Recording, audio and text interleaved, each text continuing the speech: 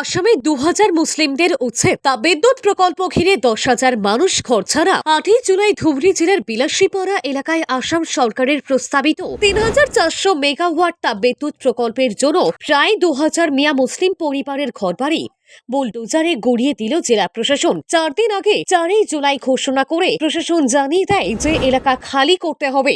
৫ই জুলাই থেকে চপা সার্কেল অফিস থেকে বিভিন্ন গ্রামে উচ্ছেদের নোটিশ টাঙানো হয়। চিরাকুটা, শান্তোষপুর ও চারুয়া বাক্সা জঙ্গল ব্লক সহ 4টি গ্রামের প্রায় 5 বিঘা জমিতে এই উচ্ছেদ চলেছে, যা থেকে অন্তত 10,০০০ মানুষ ঘরছাড়া হবেন বলে আশঙ্কা। স্থানীয়দের অভিযোগ, প্রকল্পটি প্রথমে কোকড়াঝাড়ে স্থাপনের কথা থাকলেও স্থানীয়দের প্রতিবাদের মুখে তা মুসলিম অধ্যুষিত বিলাসীপাড়ায় সরিয়ে আনা হয়। চিরাকুটা গ্রামের বাসিন্দা আজিরান নেশা ক্ষোভে বলেন, 50,০০০ টাকা দিয়ে কিভাবে বাঁচবো?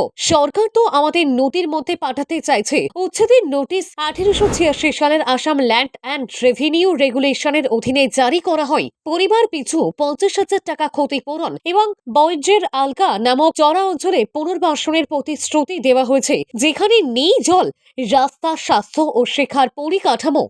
স্থানীয়রা অভিযোগ করেছেন, প্রকল্পস্থলে আদানি গোষ্ঠীর পরিচালক জিৎ আদানি 22 এপ্রিল পরিদর্শনে এসেছিলেন। 24 জুন মুখ্যমন্ত্রী হিমন্ত বিশ্ব শর্মা সফরের পর উচ্ছেদ প্রক্রিয়া ত্বরান্বিত হয়।